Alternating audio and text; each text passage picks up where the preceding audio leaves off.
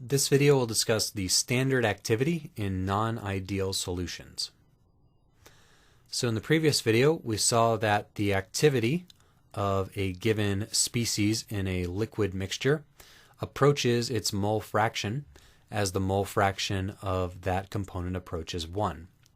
So what we have in that case is that it's a good idea to have the activity defined as the pressure or the vapor pressure of that component divided by the vapor pressure of the pure liquid component. So what this is called is the Raoult's law standard state, because this comes from Raoult's law. The vapor pressure of a component in a mixture under Raoult's law for ideal solutions is equal to the vapor pressure of the pure liquid times the mole fraction of that component. So this Raoult's law becomes obeyed as the mole fraction approaches 1. All solutions become ideal in the limit that the mole fraction of this component approaches 1. So our activity is going to be the mole fraction as mole fraction goes to 1. So the activity is defined as the vapor pressure divided by the vapor pressure of the pure liquid. Our activity coefficient is going to be which is the activity divided by the mole fraction, is thus the vapor pressure of the component divided by the vapor pressure of the pure liquid times the mole fraction of that component. And of course, the activity coefficient is equal to 1 when Raoult's law is obeyed and the solution becomes ideal. So this is called the solvent reference. It's called the solvent reference because as the mole fraction of a substance approaches 1, it approaches a pure liquid in which a few other substances are dissolved in some kind of sparing way.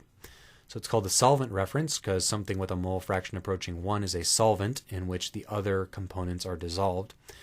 And this is good for things that are miscible solutions. So miscible meaning things that can dissolve in one another and things that form one phase upon mixing. All right, alternatively to this, we have the case of the activity as the mole fraction goes to 0. So we want also the activity to approach the mole fraction as the mole fraction goes to 0. So for what we call solutes, where we have very low mole fraction, where it's dissolved in some sparing way into some solvent, we have the activity of a solute is defined as the vapor pressure of that solute divided by the Henry's law coefficient of that solute. So we'll remind ourselves that for ideal solutions, the Henry's law coefficient is equal to the vapor pressure of the pure liquid, and Raoult's law is going to be obeyed at all mole fractions.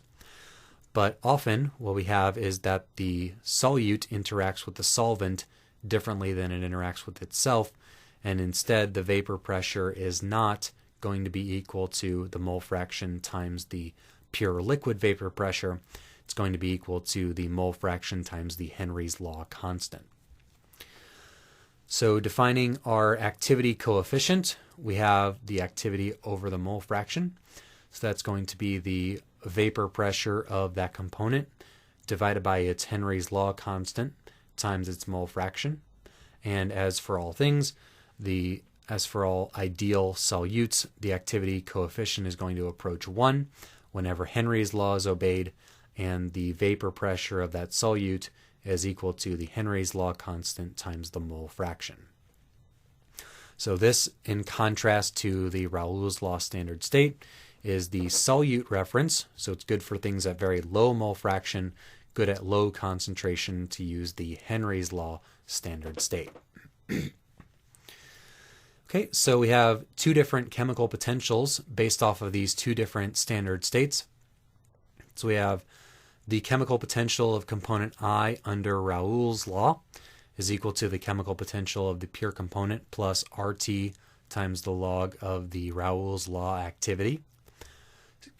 And similarly for Henry's law, the chemical potential for that component in Henry's law is the pure liquid chemical potential plus RT times the natural log of the activity under Henry's law.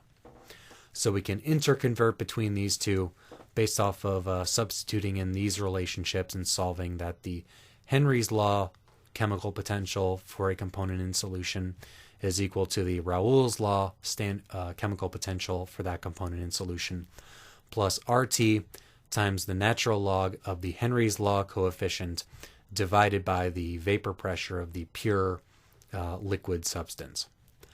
So whenever a solution is ideal and our Henry's law constant is equal to the vapor pressure of the pure liquid, these two will equal one another. The natural log of 1 is 0, and these two standard states become the same in the limit that our solution is ideal. But in the limit that our solution is non-ideal, that our solute interacts with the solvent differently than it interacts with itself, we have these two different standard states, and the one that we choose is based off of the mole fraction that we expect our substance to have.